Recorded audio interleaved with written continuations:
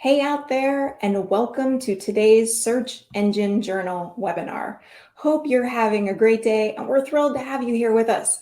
I am joined by Courtney Harrington and Jonathan Meyer of WooRank and HawkSearch, products of Bridgeline. Today, I'm very excited. We are going to be talking about on-site search intent. They're going to talk about 3 powerful ways that you can increase sales using search intent. Many companies are struggling with driving traffic and increasing conversions because they don't fully optimize their search intent data. Today, you're going to learn how to create informed, high conversion SEO strategies using data that you might actually already have. Before we get too deep into this, my name is Heather Campbell, and I'm going to be your moderator today. Courtney, Jonathan, thank you for being with us. Before we get into some housekeeping, can you tell us a little bit about yourself? Absolutely. I'll kick it off. I'm Courtney. I wear many hats for WooRank. I see today on the slide I'm described as the product analyst. I guess that's also something that I do. More formally, I'm the director of growth. I used to be head of marketing. So like really any function in WooRank aside from like building WooRank, I've done. So WooRank is kind of a SEO audit, monitoring, optimization, all sorts of stuff tool, SEO tool. It's like an all-in-one digital marketing, Swiss Army knife of digital marketing tools. We can go into that a little bit later. You will see a little bit more about what WooRank does at the very end, but I'm really, really excited to be here and talk about all things search intent. Yes, and hello, I'm Jonathan Meyer. I'm, as you see in the title there, the senior business engineer, which means that I really kind of, and much like Courtney, I'm involved in a lot of the aspects of the HawkSearch tool. HawkSearch is a on-site search solution, so recommendations, search, relevancy, all that fun stuff, which again, we'll cover a little bit later in the presentation. I've been doing this for 7+ years, so lots of knowledge in the space, and I'm looking forward to kind of helping help drive the conversation here today. Oh, you're so much more concise than I am. Awesome. Well, just real quick, for those of you who have webinared with us before, you'll notice this is a different platform. And so if you experience any technical difficulties, please use the chat box to let us know. I've seen some of you kind of say that you were having an issue, so we'll definitely monitoring that. There are separate tabs for questions and chat, so take a second to get familiar with those functions that are in the top right of your screen. We will also have a couple polls for you today, and those can be found under the poll tab. So chat is where you're free to talk amongst yourselves and with us, and Q&As for the questions. And as many of you might know, we will answer as many of the questions as we can at the end of the presentation. There's also closed captioning option if you click the little CC that's in the top right corner of your screen. So we'll do our best to link to any resources or tools in the chat, but if we miss one, please do make sure you ask. They will be included in your recap email that you will receive today after the webinar. So one thing is after the webinar, we do ask if you can stick around for a short survey. It doesn't take any more than 3 minutes, and this information really helps us gauge what works for you and how we can make SEJ webinars more useful. And lastly, again, just want to reiterate, you will receive this full recording later today, so watch your inbox for that. And that's enough from me. Courtney, Jonathan, I'll be back at the Q&A. It's all yours. All right, awesome. So let's kick it off. We kind of already covered a little bit what WooRank and HawkSearch both do. An analysis that Jonathan and I use quite often is that WooRank, as you know, probably everyone who's watching, SEOs love a good saying. We love a cliche phrase. Leading the horse to water, but you can't make it drink. Well, actually, with WooRank and HawkSearch, you can do both. So WooRank, leading the horse to water, helping people get to your site, helping them understand what they're going to learn on your site, helping optimize your site. And then HawkSearch, actually making the horse drink. So raising your average order value, helping them have a really good experience on your site once they're actually there. So without further ado, let's talk about search intent. So search intent, we're going to go over just the basics really quickly. What is search intent? Search intent, also sometimes called keyword intent, is the ultimate goal of the person who's entering a query into a search engine. So this can also refer to the system of classifying types of intent. Search intent answers the questions like, why is someone searching at all? Or what does this user expect out of a landing page? And matching landing pages with search intent is the basis for SEO success. People consume content, react to information and messages all differently depending on what they want to do. And the idea of search intent has really grown in prominence with the rise of kind of natural language processing and machine learning, two concepts we've seen a lot about and incorporated into Google search algorithm with Hummingbird and RankBrain.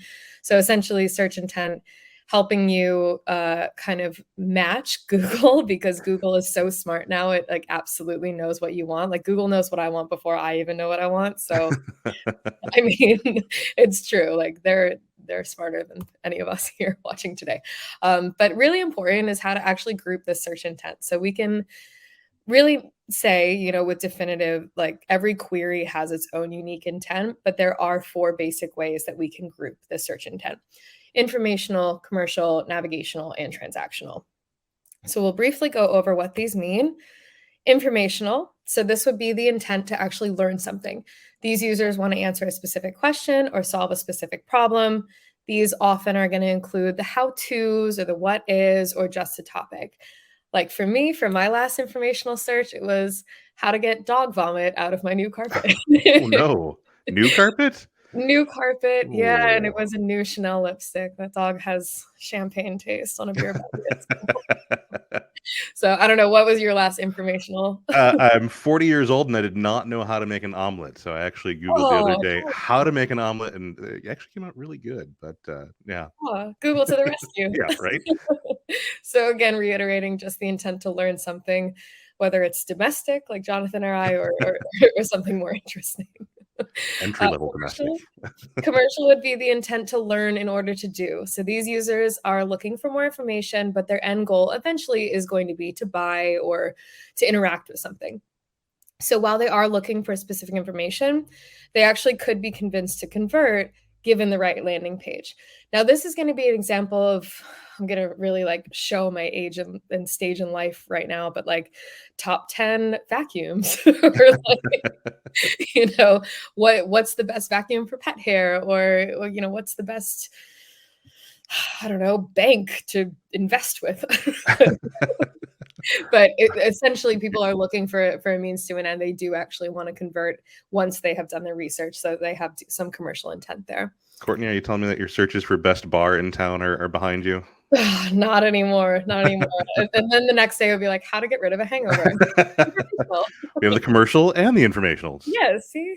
Circle of life. So the next is going to be navigational. This is the intent to go somewhere online directly. These users are looking for a particular website or web page. They use branded queries. So think about like when your parents or your grandparents like type Facebook into Google, that would be a navigational query. And then finally, for any of you that actually sell things online, your ears are probably perking up right now. This is the transactional intent. So this is the intent to actually do something. These users are there to complete an action. In digital marketing, this usually refers to a purchase, but it could also be list building, lead generation, signing up for an email list, file downloading. This is also known as commercial intent. So we have like commercial discovery, and then we have commercial intent, also known as transactional. I think that's kind of a neat point to highlight there, because it's the best bar in town, the best bar or the best vacuum or the best, you know, whatever. Yeah. That's the informational kind of aspect that you're looking for there. I'm sorry, the commercial aspect. You're kind of doing the reviews, you're doing your research that can lead to this commercial intent. So it's important to kind of keep both of those ideas in your mind while you're thinking about this. Yeah, absolutely. And the natural, I guess, flow of that would be you read your top 10 list and then you decide, oh, I want a Samsung washing machine, or I want the Dyson vacuum. And then you go back to Google and you write, you know, best place to buy Dyson vacuum or a Dyson vacuum on sale. So like these are very transactional. Like you've already decided what you want to buy. You already have your credit card out, as thanks design team. Credit card in hand. As this very Appa Pro stock photo shows. We do have two kind of secondary intents that it's just important to touch on, that we have local and freebies. So local intent to find results near a very specific location. So these users are looking for information based on where they are. This is often navigational. So like dry cleaners near me. What is wrong with me? I'm like so my mid-30s right now.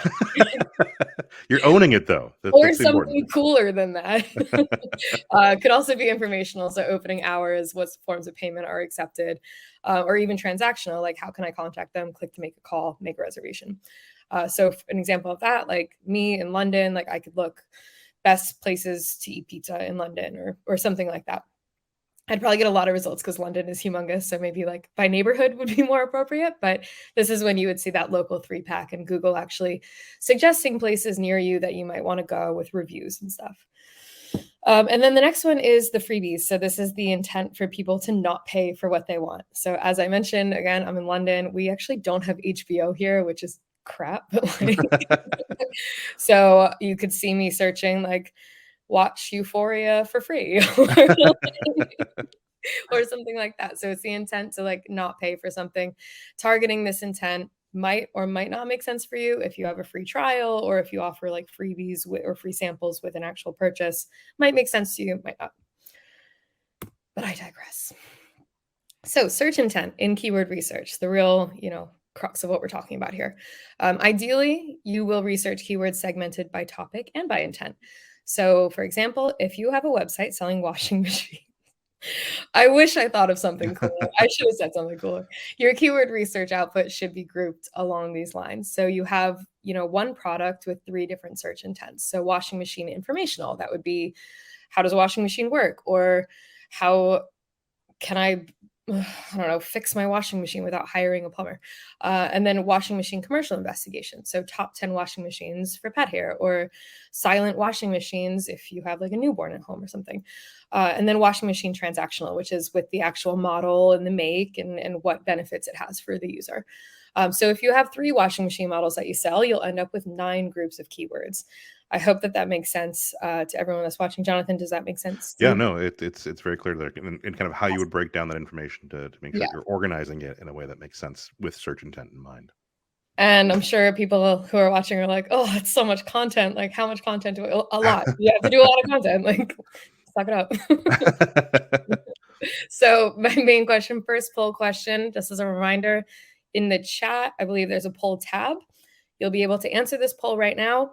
How many of you watching have actually done search intent keyword research? So not just keyword research, but actually based on how people are searching and querying for a website like yours or a product that you sell. That's actually, Courtney, I just want to expand on that because I think that's an important thing to, we think of keyword research as kind of the old method of doing this, just kind of looking at that list and kind of operating off of that. What we're really talking about on this call here is that search intent piece of taking that next step and understanding not just what are they searching for, but how are they searching for it? Why are they searching for it? And so it is a different beast. Absolutely. Yeah, keyword research is exactly that. It's a beast. And the good news from the poll results here that we have is the majority of people on this call, 42 of the respondents have said that they have done some search intent keyword research. For those 19 who said no, hopefully you're getting some good information on how to start this process. Yeah, for those 19 of you, I'm talking directly to you. The rest of you are probably like, why am I listening to her? It's all good information. Informational queries.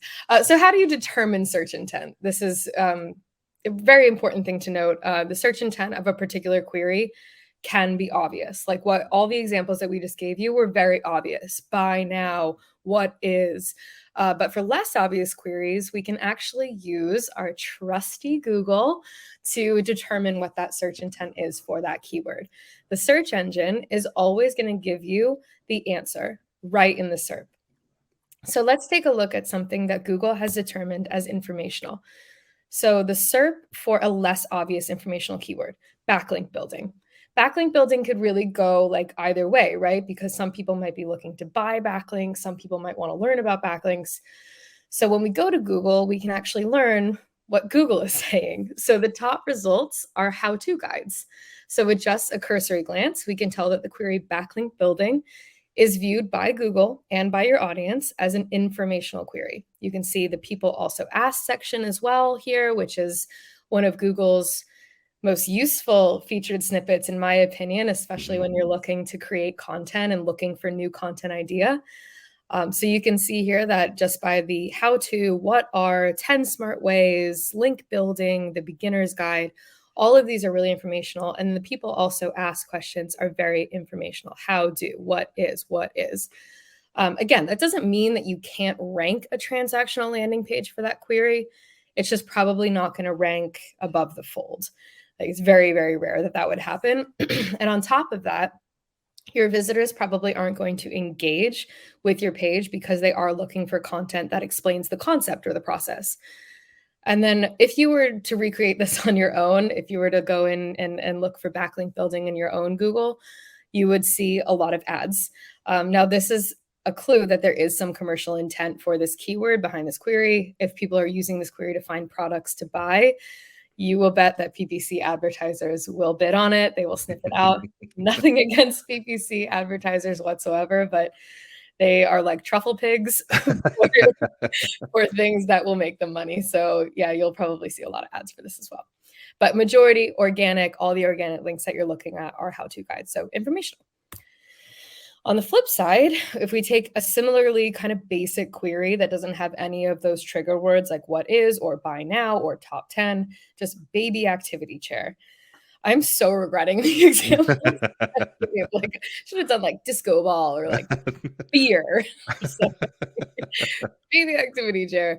So you can see the top results here are going to be these Google shopping ads. Will take you directly to somewhere to buy this. And then we have results for baby activity chairs at Argos, which is a store here in the UK. So don't stop at just counting the number of pages that match up with types of intent. You should really be taking a look at where each type of landing page is ranking. So for our baby activity chair SERP, the first like 3 or 4 are actual product pages. And then after that, you can see down below, we do actually have some product comparison and review results. So baby activity seats to buy you some time for a cuppa. A cuppa is what we call a cup of tea in England. Obviously, I'm American, but just roll with it. You've learned the lingo? I guess. I'm like such a stereotype. Like I actually have a cup of tea here with me right now. Yeah. I'm really, really adapting.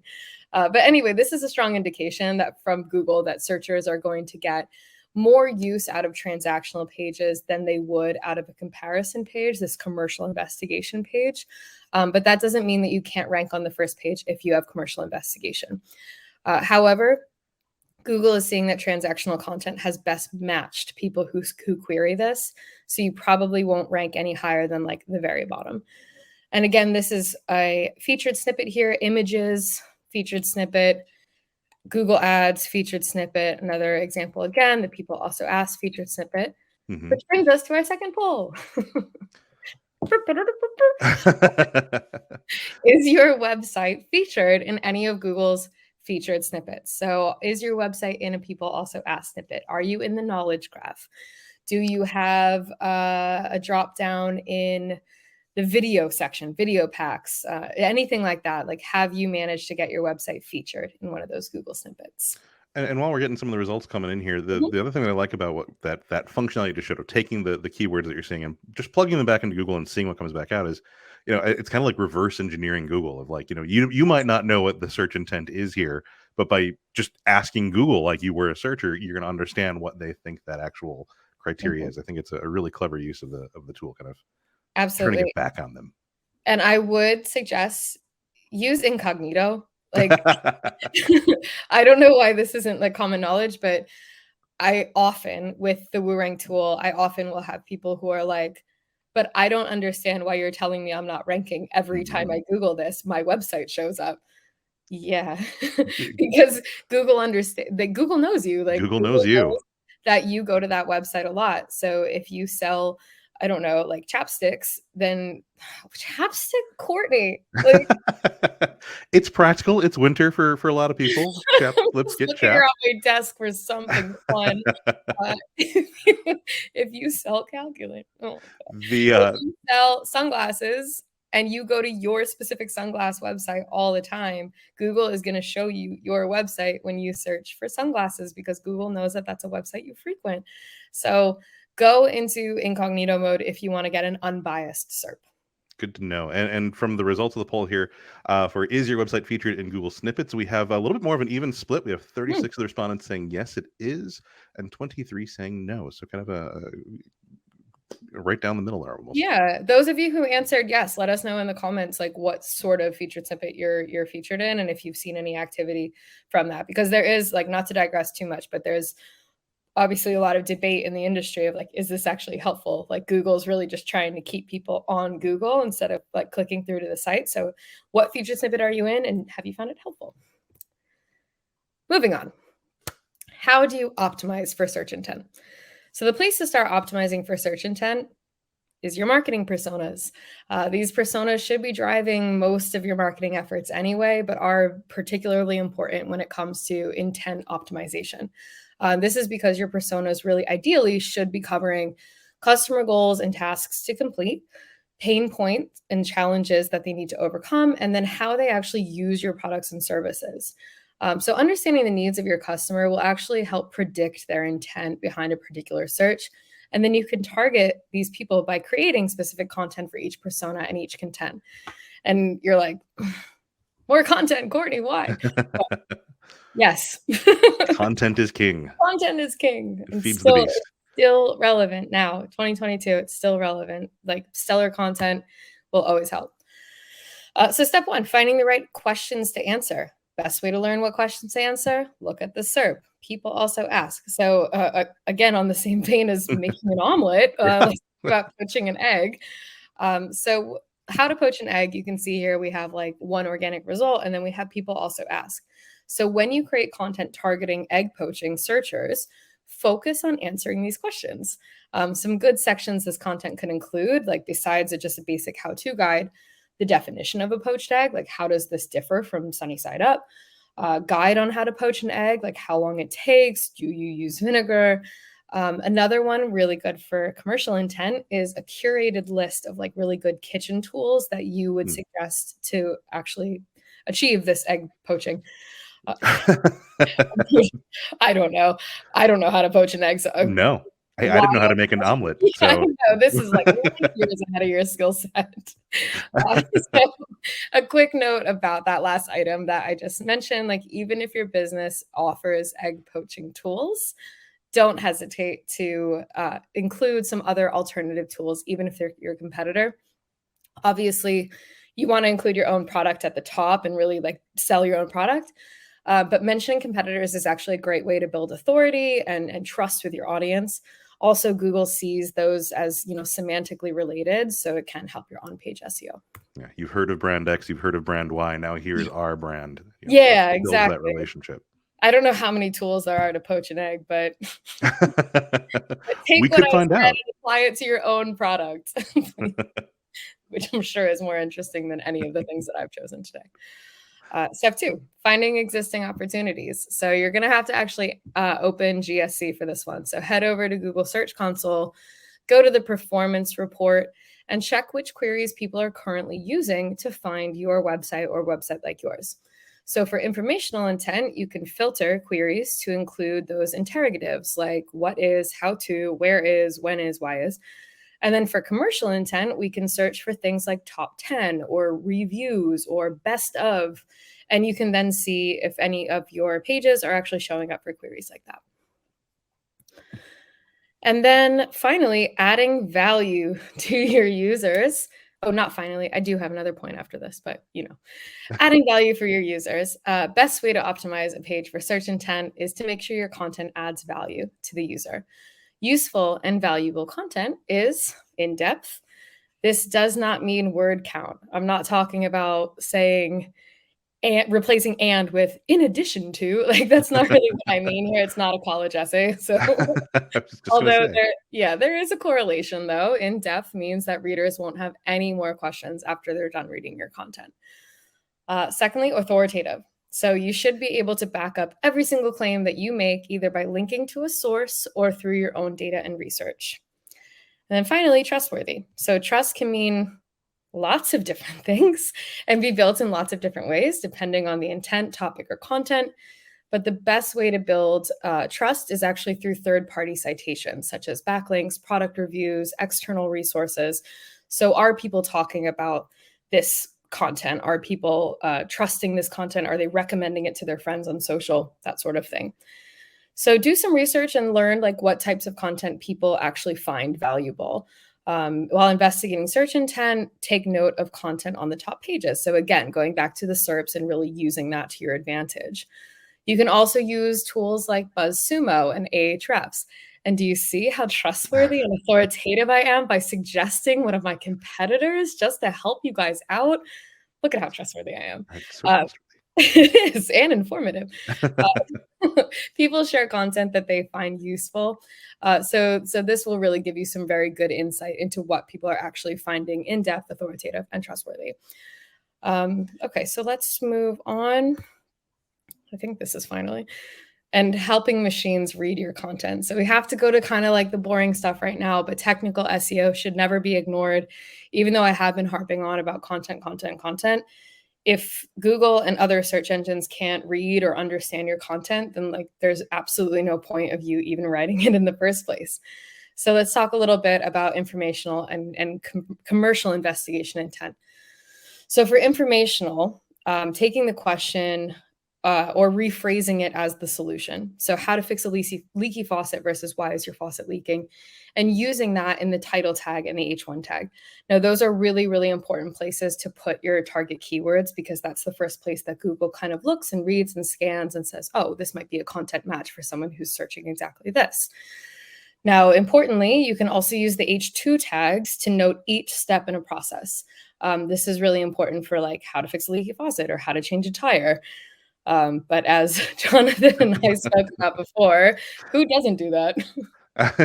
Right. It's going to be the people that you're looking for recipes from. You don't get those nice steps directly under the subhead when you're, looking for recipes. It's always after 3 paragraphs of their childhood raising and how their grandmother made grits or something like that before you get to the actual recipe. Exactly. And I'm sorry for any food bloggers that are watching, but like the pop-ups, guys, between the content and the pop-ups and the like core web vitals and the cumulative layout shift, it's like oy vey, just it's after 7. And we're apparently hungry. It's apparently dinner time over there. So I know. All my stuff is like food or cleaning related. I need to get some friends. But when answering a what is question, put the answer directly after the H1 tag. And what this will help you with, actually, just harping back, it's really going to help you here, because if your content is directly under this question that you're answering, Google doesn't have to work to find where you answer that question. Google is going to say, oh, how do you poach an egg step by step? Courtney is answering this right underneath the H1 tag. Maybe I should put her into the snippet. And it's a really good way to kind of Trojan horse your way onto the first page by making things easier for Google. You make it easier for yourself to rank. Yeah, this was actually something that came up in the chat as we were going through that initial section around that section there, the snippets.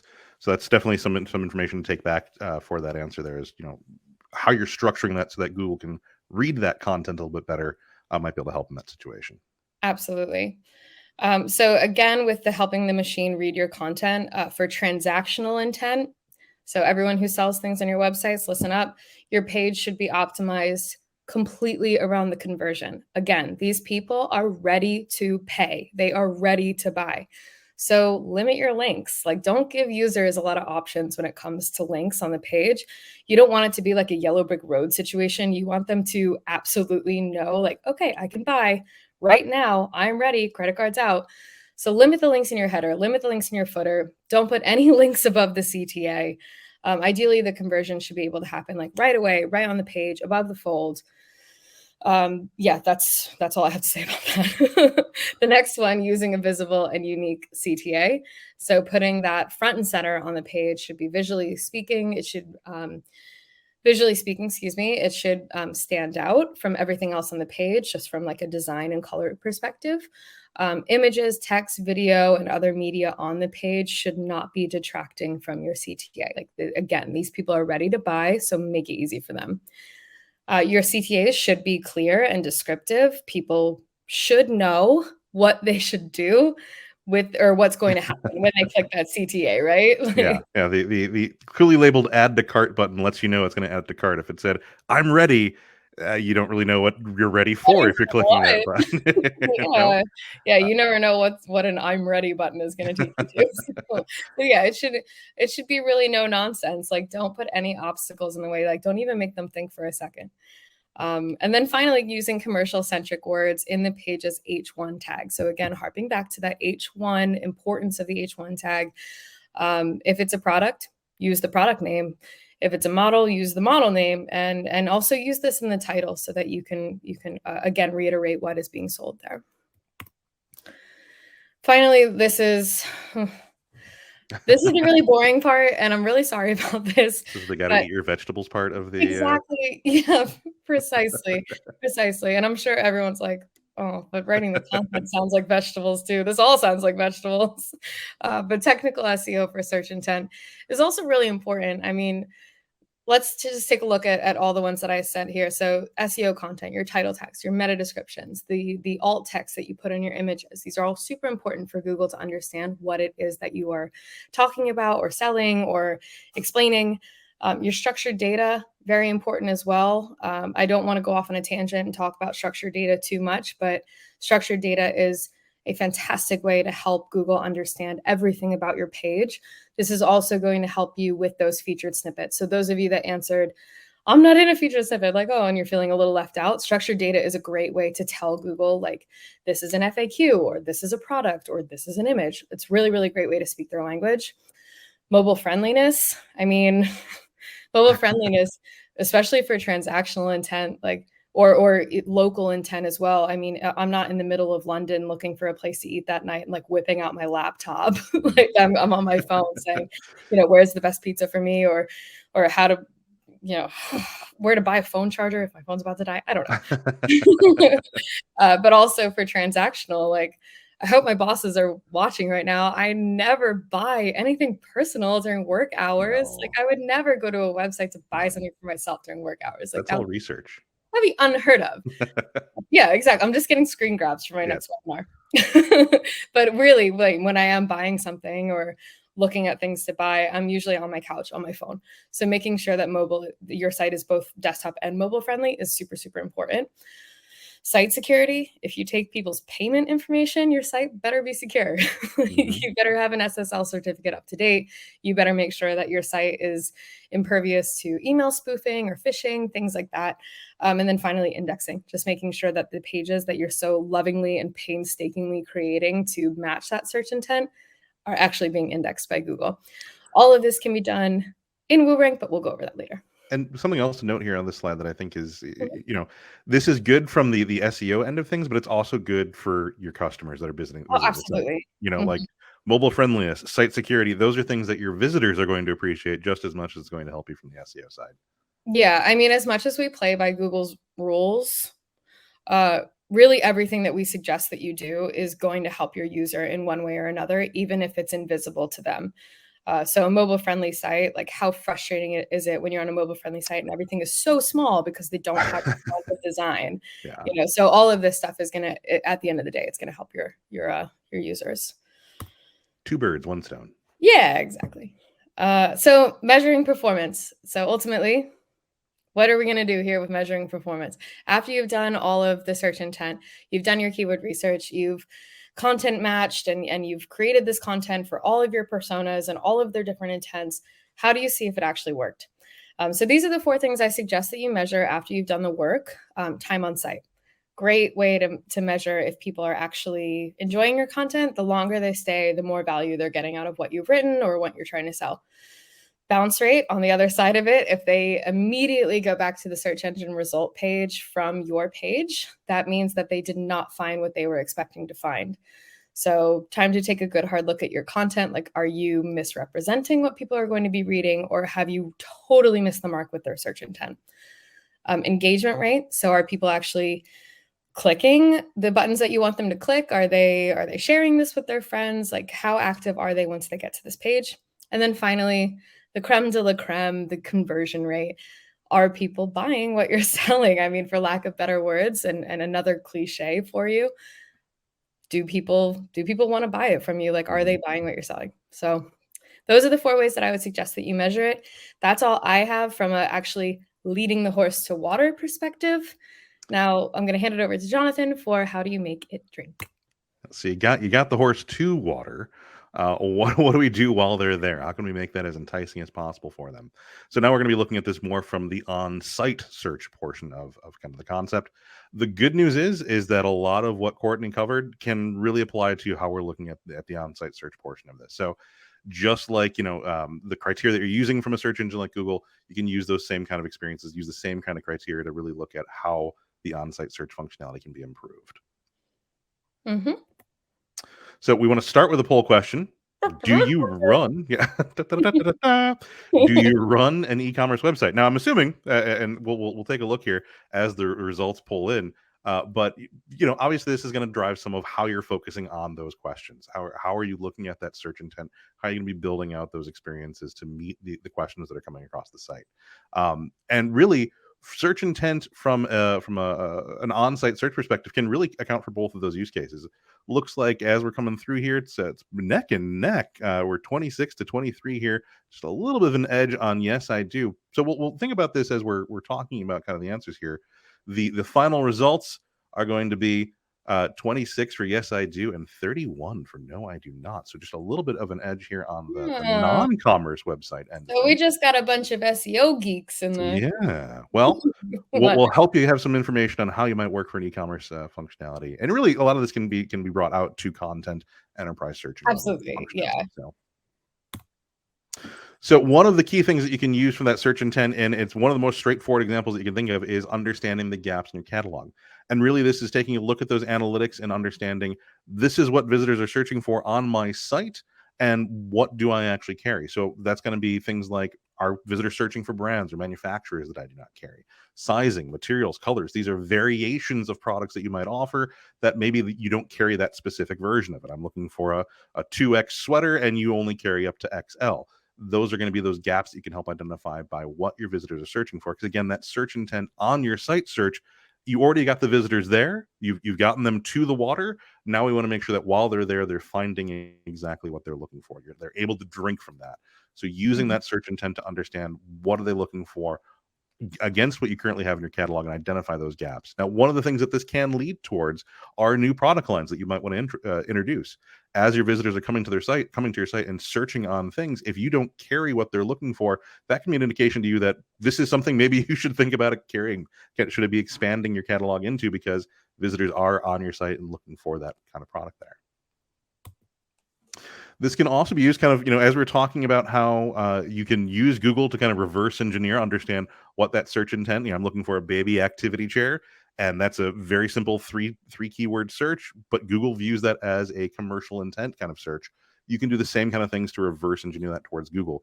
Look at what you're seeing on your site search results on the analytics there, and you can use that to build out strategies that can lead back into Google. So using those keywords to identify marketing opportunities that can be used for social media, for banners, or even those paid searches.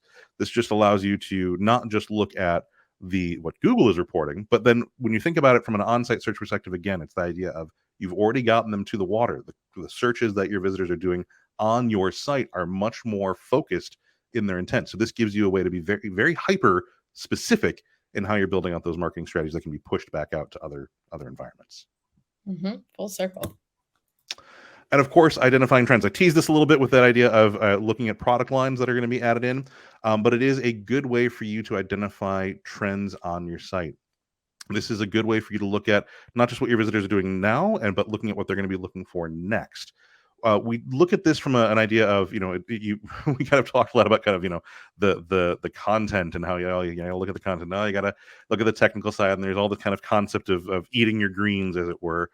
It's the same kind of concept when you're looking at this from the on-site search perspective. It really comes down to looking at the search data, looking at the analytics, and paying attention to those week in and week out. This is how you're going to be able to identify trends. Is I'm looking at the report at the start of the month, and I'm looking at it the next week. I'm looking at the week after that, and I could see that this search was only being searched 20 times at the start of the month, and now we're here at the end of the month, and now we're looking at this search term being searched 200 times. That change can help you identify that this is becoming more and more important to our visitors.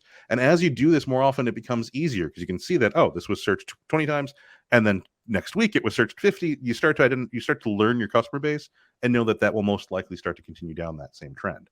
A lot of heavy lifting there, though, and it does require you kind of looking at the week in, week out reports. But I mean, if this were easy, everyone would do it. So but I did have a question for you, though. Yeah. So would you theoretically be able to look at like last year's data, for instance, and like for seasonal campaigns like Christmas, Yeah. Friday, or something like that? So that's actually one of the shortcuts that we kind of recommend. If you're just getting started on this process, we have those polls there about how many people have looked at search intent. We could probably ask the same question on, how are you looking at your site search analytics? And if you're just starting at that, it can be like, well, I want to know now what we're going to be looking at at the end of March. And so waiting for that, you can feel kind of frustrating. So what we often will recommend is saying, look at your current reporting now, March 2nd, 2022. Look at what that report says for your current site activity. Look at that same report, March 2nd, 2021. Are there any commonalities between those? You can say, okay, we know that this is kind of the similar trends. And then look at that same report from March 15th, 2021. So last year, but a few weeks out from now. That way you can start to see, okay, well, last year, 2 weeks from now, these were the things that were starting to trend. An idea being we're in that weird kind of transition here of going from winter into spring. We're getting those kind of false springs and third winters. People can be looking for different kinds of things, and depending on weather trends, depending on what they're looking for, you might be thinking it's way too early to start be thinking about kind of spring fashion or spring clothing or outdoor activities. But your visitors might be kind of having cabin fever and start be thinking, oh, I'm planning my For outdoor sure. trip. I'm looking for that cute spring outfit, and being able to look at the fact of last year, March 1st, we were starting to see these trends. And then last year, March 15th, we were seeing more and more of that. Last year, March 30th, we were seeing even more of that information. You can take that information going forward. It is a way to, of course, shortcut that. And you do want to, of course, continue following that. You do want to look at the report March 15th and verify that it's continued down that path. But that's a great way to look at your historical data, make sure that it's lining up with your current trends, and then be able to extrapolate out where you might be able to go with your historical information in terms of how your visitors are looking. Extrapolate. I love that word. Extrapolate. And that, a segue here, it's like we almost planned this. You can prepare for demand. And preparing for demand has a couple of different ideas behind it, especially when we think about this from an on-site search perspective, because one of the main pieces I'd want anyone to take away when we think about the difference from looking at this from a site, from an SEO perspective to an on-site search solution, is because you own the site, you have a lot more control over what happens on there. And so you can do a lot more to prepare for these demands beyond just saying, oh, well, as the graphic here is suggesting, women's winter sweaters, we're seeing a trend for that. We're going to want to make sure that we have an overstock of inventory on that. We're going to be carrying the brands that our visitors are looking for and preparing for that demand. There's more that you can do beyond just kind of the product level or content level aspects of saying, oh, we're seeing this trend. We want to make sure we have blog posts ready for it. Or we have those PDFs, or we have whatever we're trying to prepare for. You can then take advantage of, we know this is coming, and you can take advantage of other merchandising aspects, creating landing pages, those informational searches that Courtney expertly explained in terms of what that actually means and how visitors are going to be looking for that on the Google end. You can prepare for that on the site search end, creating that content and understanding that you're going to have that in place for those searches that are coming through. Another great way to kind of prepare for demand, creating featured item spotlights. This is what visitors are going to be coming to your site looking for. Don't make them look for it. Bring that front and center on your homepage. Get that right as soon as they hit on the site. Can see that, they can know that this is something you carry. This is what they're going to be looking for. It also creates that kind of idea of, you're a trendsetter. You know what your visitors are going to be looking for. You're not responding to the situation. You are being prepared for it. And last but not least, as I was kind of hinting at just a second ago, you own the search results on your site. So take advantage of that. Create those item pins. Get those items pinned to the top of your results. Create those boost rules. Create those merchandising banners. Really lean into the trends that you've identified. It reminds me, this might be, it's not an obscure reference, but in Devil Wears Prada, and she's like, you might think that you're just wearing a blue sweater, when in fact, this sweater was selected for you by the people in this room. It's kind of what we're talking about here. Like, I secretly love that movie. Secretly, please. My wife makes fun of me for it every time it's on TV. She's like, oh, it's your favorite movie. I'm like, yeah. You're just doing research for your job. Exactly. One of the other things that we can talk about, though, and it's again more of that kind of eating your greens idea, is improving your relevancy. So search intent, again, at its base, it is letting you know what your visitors are actually looking for on your site. And that can apply to a lot of the ideas that we've talked about of preparing for trends, preparing your product catalog. But really, one of the best ways that you can help for that is to take advantage of the information that you're getting and look at the core relevancy. Because at its base, what an on-site search tool is doing is improving your visitors' discoverability on your site. They're coming to your site, they're doing keyword searches. You want them to be able to find what they're looking for. And there's some really core level things that you can take advantage of by understanding that search intent. The most straightforward idea, Courtney mentioned that idea of kind of your customer service reps being something that you can leverage. The ability to create redirects. You can look at your site search as basically another extension of a customer service tool. People will come to your site and they'll do a search for locations, store hours, returns, things like that. Very straightforward kind of concepts, but you don't want them to have to go to reach out and call, someone to get that information. You want them to be able to find that on your site. Understanding the search intent from those that looking at the analytics can give you that insight, and you can plan for that in advance and say, you know what, next time someone comes to our site and does a search for returns, we want to take them to our customer service page.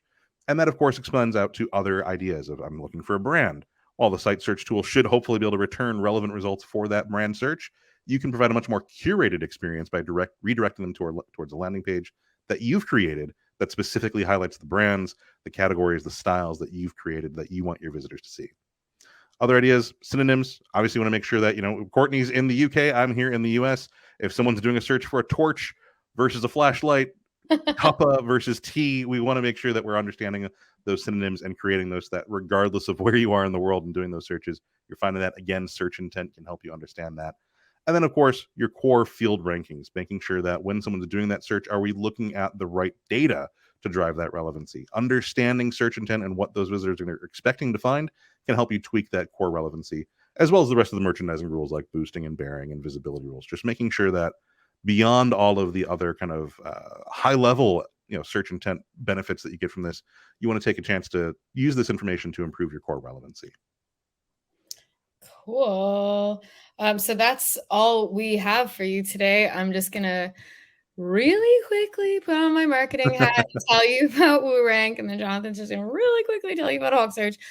So we have over 2,000 customers a month that use us for everything SEO. As I mentioned at the very beginning, kind of like a digital Swiss Army knife. So we've got SEO analysis, deep web page audits, health monitoring, keyword research, keyword rankings, traffic reports, backlink reports, mobile friendliness, as we talked about, super important. We look for that.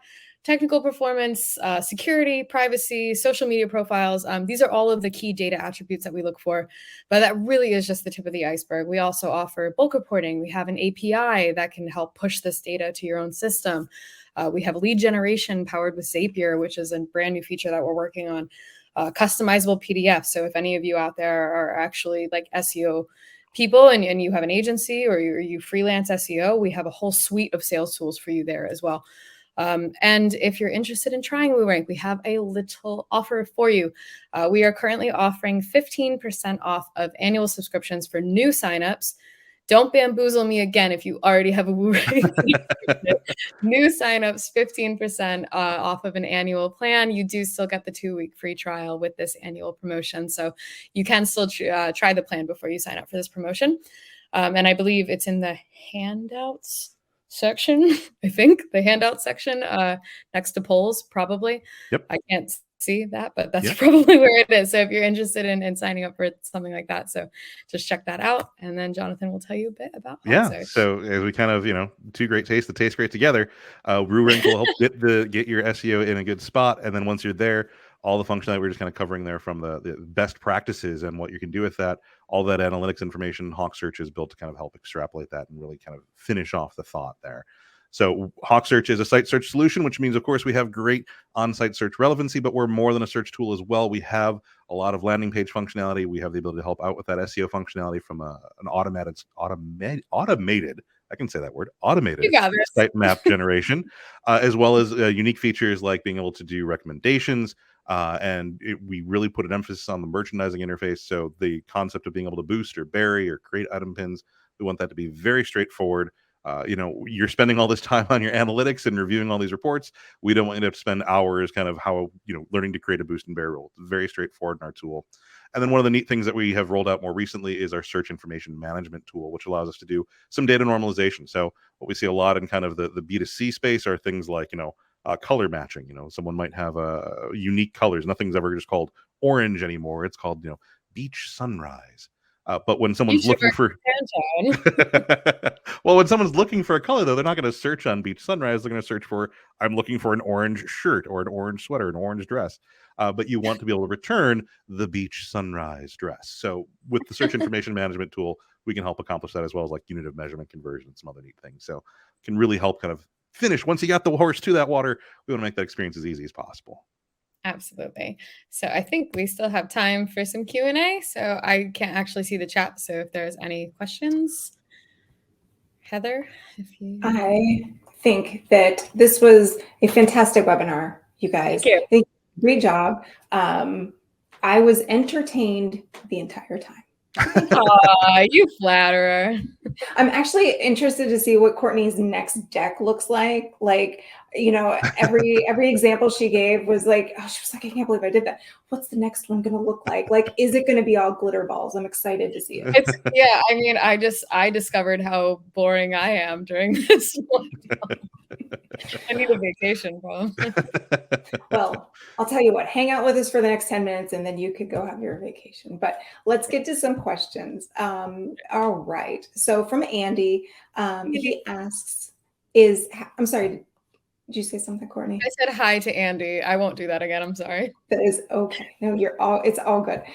So is having promotional product marketing content on what is type pages a bad thing? Is it better to be product agnostic? Does Google care? Does Google care? We never know what Google cares about, you know. Like, so just repeat that to me one more time. Because actually, do you mind if I stop sharing so I can read it? Yeah, absolutely. Cool. Awesome. You will find them in the Q&A. Where's Andy at? So ultimately, like, I think that any sort of kind of going to Andy. Where are you at? Oh, I can't find it. Anyway, so using what if for product promotion, is that what the what is or what if? Definitely a great idea. I mean, I think in terms of promoting your products, there's probably a lot of people who are watching who are like, I have an e-commerce site, so how am I going to possibly use informational content? Like, that doesn't seem like the right fit, but it absolutely is, because the wider net that you can cast, the better you're going to perform, because you're catching all sorts of consumers. So people who are still in the informational phase. So let's say you want to do the egg poaching again, like what is egg poaching? Even if you specifically sell like pots and pans or slated little spatulas or whatever, getting them to the website in the learning phase will help them associate your authority with this topic, so that they will then move on as a buyer and remember you and say, oh, I learned something so cool from Andy. Like, maybe I'm going to buy my egg poaching pots from him. That's probably not even a thing. But yeah, I think it's a great idea. And Google will always see these semantically related topics on your site as a good thing, because obviously you're building authority and you know a lot about the topic, not just transactionally.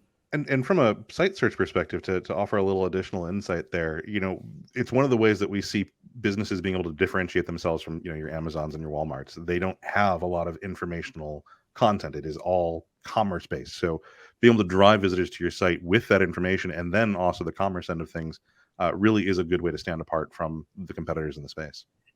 Absolutely. Any other questions?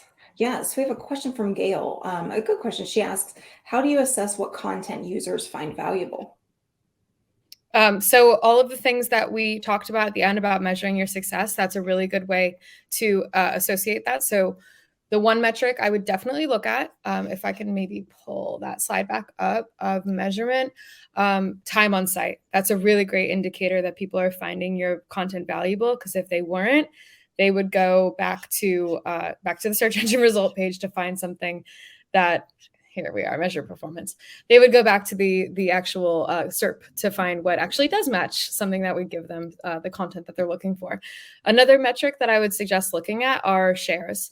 So are they sharing this? Are they recommending this? Are they looking to tell their friends and colleagues that they read this on either their social profiles or some other way, I guess, but measuring how many backlinks you're getting from this. Like, backlinks is a great indicator that people found this valuable and are recommending this, because you can see backlinks as like a vote, kind of like a vote for your site or a vote for your content. That would be a great way to see if your content is valuable for your users.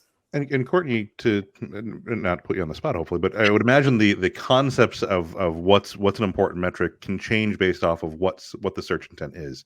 Certainly. time on site being, if you're looking for that informational approach, Or that's going to commercial. be Yeah. Mhm. exactly, that's going to be a key metric. So it's not just a matter of looking at these measurements, but also keeping in mind what the intent is to use as a metric towards success. Mhm. Yeah, absolutely. So, a question from Jeff.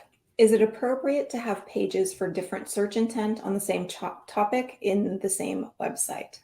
Absolutely. Yes. Yeah, definitely. Again, using the question from Andy before, transactional intent should not be the same page as informational intent necessarily. Informational intent is really the stage in which you want to build that trust with your audience.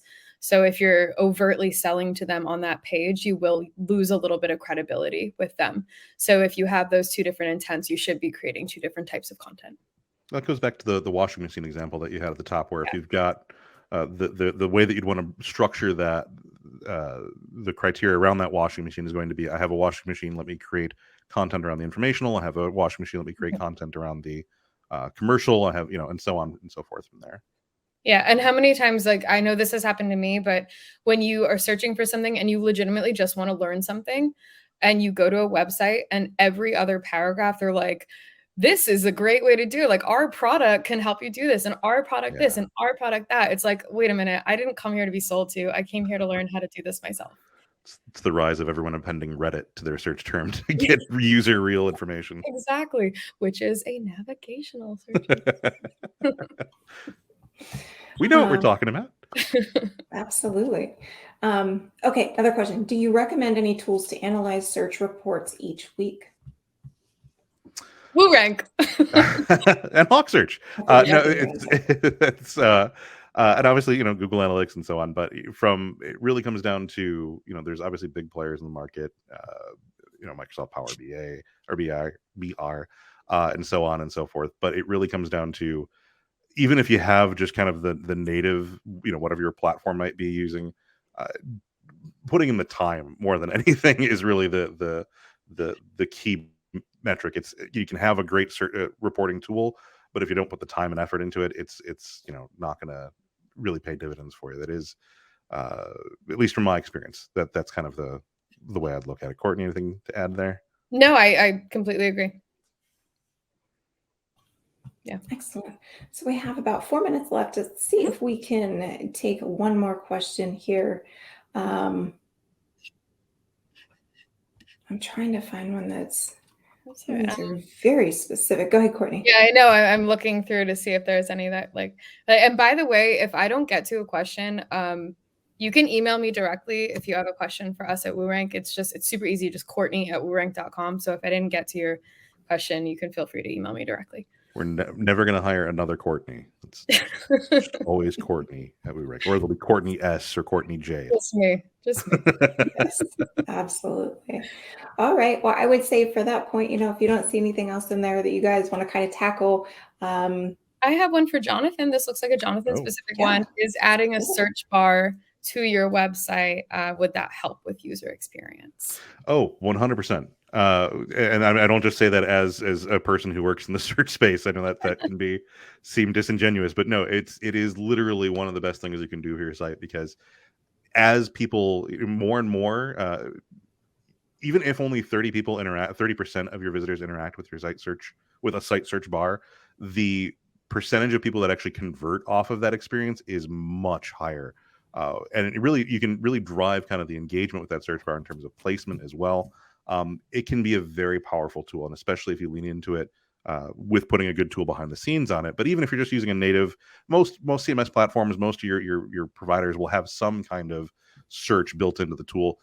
Definitely enable that. Even if you're going to get not the greatest results, you can put some effort into that to making sure, if anything, the analytics that you'll get out of it, of knowing what visitors are searching for on your site, can be a big benefit.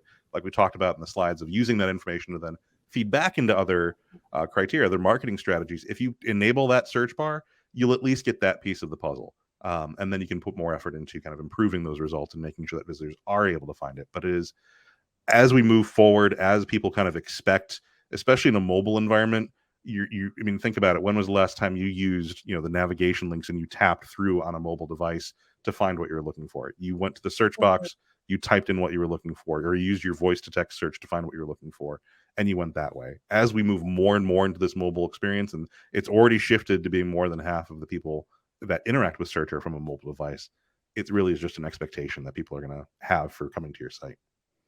Yeah, and I would definitely say, like, as a takeaway, just both on site and off site, data is the new oil. Like, data is so, so, so valuable. And if you know where to look, you can capitalize on that data and strategize around that data, create your content around that data, spotlight your products around that data, look at these trends. Like, the data that you can get out of Google, out of your SEO analytics tools, out of just going to the search page is all just such valuable weapons for you to have in your arsenal and to use. And if they're already readily available to you, all you need to do is just sit down and do the work.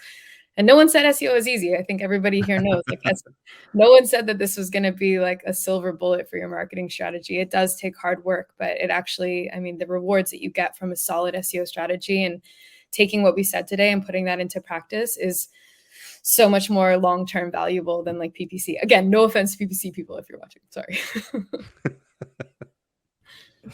Perfect. Well, we're at the top of the hour.